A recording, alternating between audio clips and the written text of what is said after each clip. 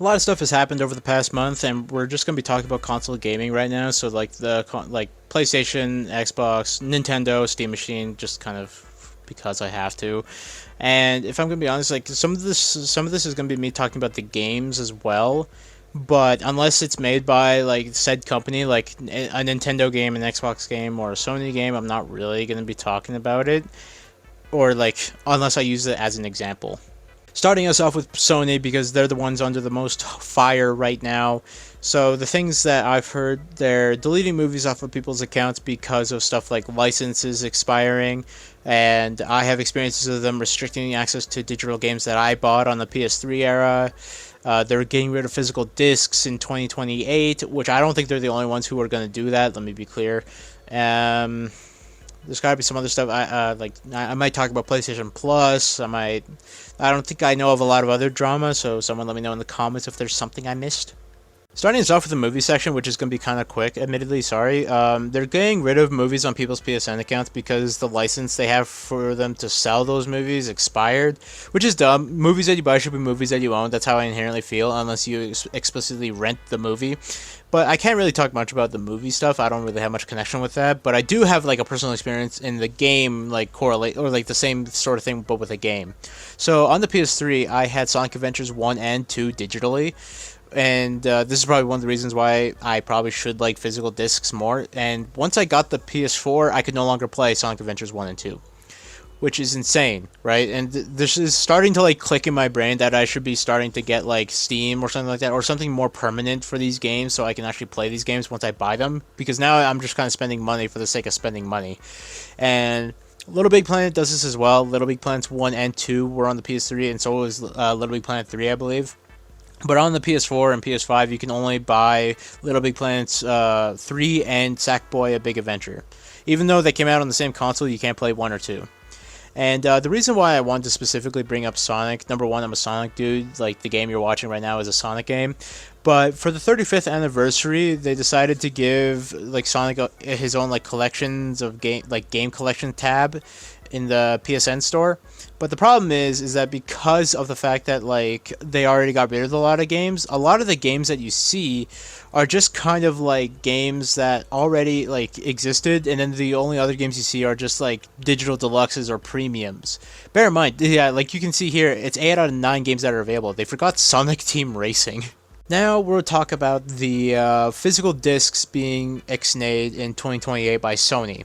Now here's the first thing, like I believe like Sony announced it first, but I don't think they're going to be the only ones who do this. I think Xbox might follow suit, just simply because of a few things, right? So number one, GTA 6 has a physical case, or at least so I'm told, but it doesn't come with a disc, but rather a download code for the game. And the way I see it, it seems as though like because games are getting too big for discs now, they're kind of forced to like get rid of physical discs because games are just starting to demand more and more, and I don't think discs can hold that much data. And so, if you're part of like the age where you had floppy disks to play your games, then you probably know that there were times where you get a game and you have to like buy several floppy disks just to play said game.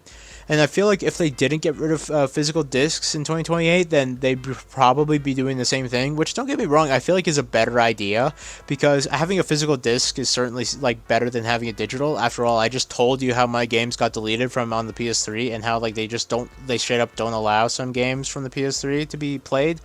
And the way I also see it is that like with the physical games, like they said that the reason they did this was because a lot of people were buying digital editions of games rather than physical editions. So I guess I'm going to talk about that for a little bit. So the reason I buy digital games is because I like being able to have the premium and deluxe editions of said game, all in one go. Right, and also when I go into retail stores or anything like that, whenever I see a game, it doesn't come with a digital edition or anything like that. It's just the game. And I like, this is a personally me thing. I don't like buying a game like a game that's just the base game physically and then having to download the rest of it digitally. I did that with Xenoverse 2 and Dragon Ball Xenoverse 2, and I just kind of like am still doing it. So I mean, like it's like not that huge of a deal, but it's also like I wish that games would have the premium and deluxe editions, and I feel like they did before. I just wish they would do it now. Another thing with these digital editions, like the statistics that Sony is claiming, is that a lot of the games that are like online or like in the store are like indie games, so they don't have discs. And like I said, even big name companies aren't using discs anymore. So it's like kind of cheating, right? Saying that people are buying more games digitally because there's physically less games for the discs is like is cheating, like I said.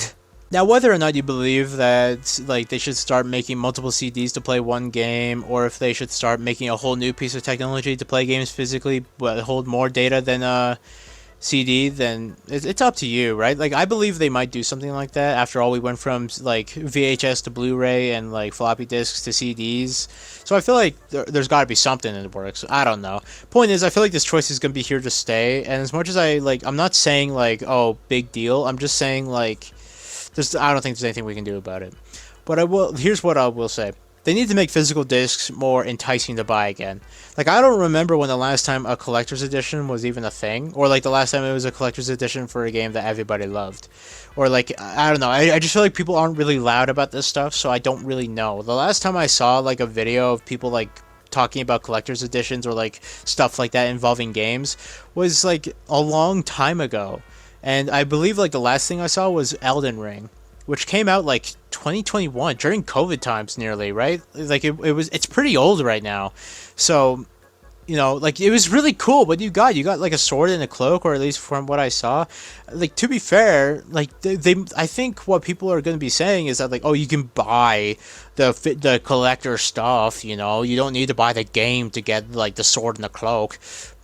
Shut up. I'm not a collector. I'm a guy who plays video games. If I want to spend more money to get something that looks cooler, I want to spend more money to get something that looks cooler. So, like, if they wanted physical discs to be back on the market, make them back on the market. Like, make them more enticing. Now, to be fair, this is probably something more to do with the game companies, the people who make the games, rather than, like, Sony. So, like, I feel like Sony, in some weird way, is kind of like an outside factor in all this, because I don't think they have a real say on who makes the games. I mean, they do make their own, like, PS5 discs, to be fair, but I think it's just because of all the things I just said that's why they're doing it. There's not a whole lot I can say for, like, Steam or Xbox. Like, I mean, Xbox does have, like, the whole thing of laying off companies, or, like, laying off people, and, like, you know, the drop in Game Pass. It's like all just because of like stuff to do with like their previous ownership, really. That's the way it seems, at least. And with the Steam machine, the price is only so high because of AI, so I can't really blame them for the stuff that's going on. It's not like, you know, Sony, where I can like actively blame them for deleting games. I can't blame them for raising the prices in a market where they have to raise the prices.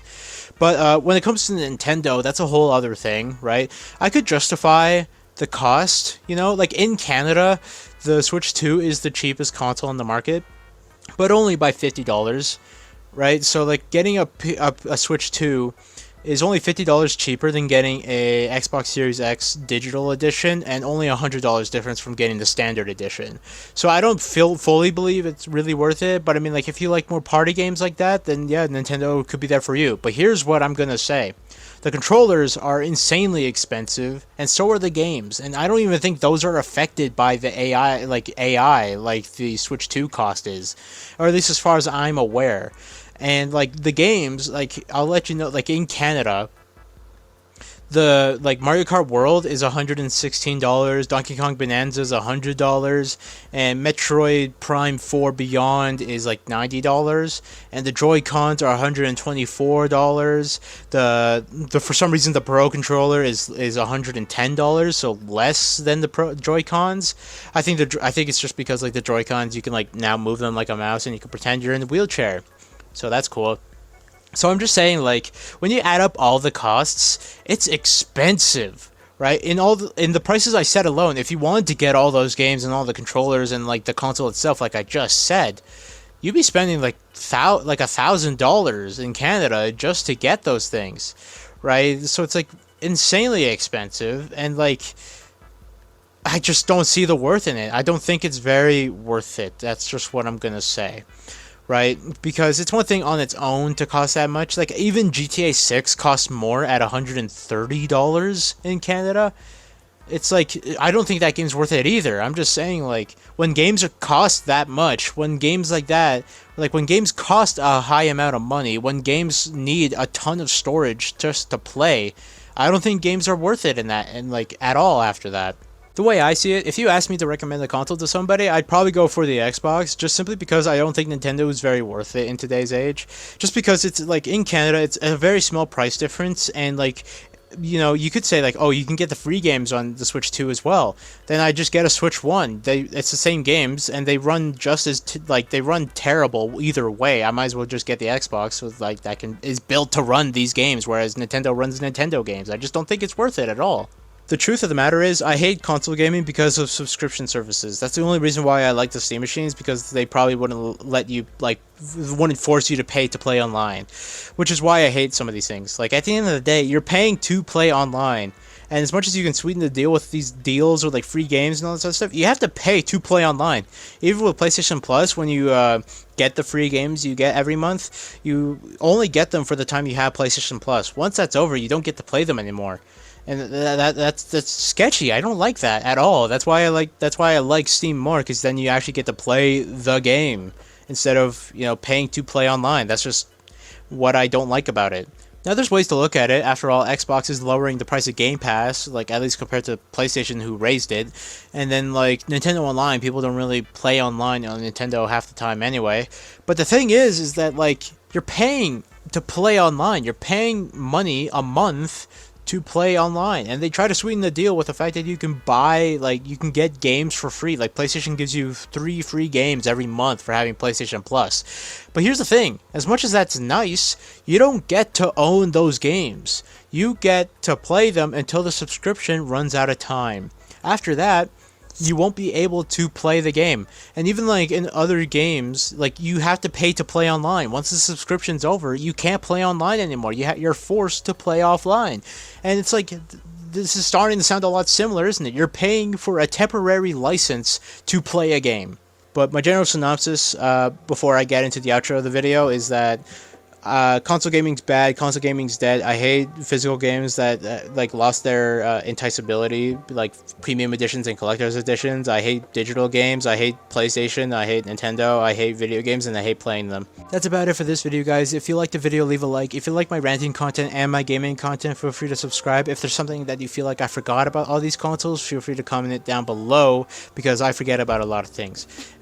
Okay, now that you probably clicked off by now, I can start rambling on a little bit. When it comes to like content, I like making both, like the rants and like the gaming stuff, just because I feel like there's no one lane I can just stick to.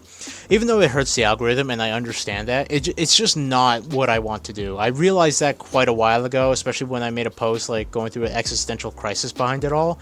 It just kind of justified my feelings towards it all, because at the end of the day, I like editing. That's just kind of my thing. I'm just video game stuff. Like I play a video game, I record stuff talking about video games, or like, who knows, maybe the next one is me making a video game. I don't know. I don't have the coding stuff for that. It's just, at the end of the day, I like doing whatever I want to do rather than just what my niche is like supposed to let me do. And like, at the end of the day, like, my channel's not big enough for me to make another channel specifically for one thing, like a channel for gaming and a channel for rants. It's just not my style, right? So I might go into a little pattern here. So sometimes I upload a rant, sometimes I upload a gaming, whatever. We'll see what happens in the future. And I tried making this video a bajillion times before this video finally comes out. Assuming this is even the final draft of the video that I'm making, this could be something I throw back in the draft for all I know. Because back in June, when the Steam machine released, I had like made a video talking about like the price of it and like how annoying it was. It was kind of underbaked, I have to admit myself. But like, it's devolved into this. Like, instead of like complaining about consoles, I am now like I'm now thinking about the logistics, thinking about like what the future of console gaming is, like, what has happened to me. And this is what happens when I don't have the script. I don't think I need a script because I want things to feel more genuine, but I think I'm going to start using like checklists, this stuff, so I have like talk about this, talk about that. But anyways, I don't have a good outro, so this is the outro now.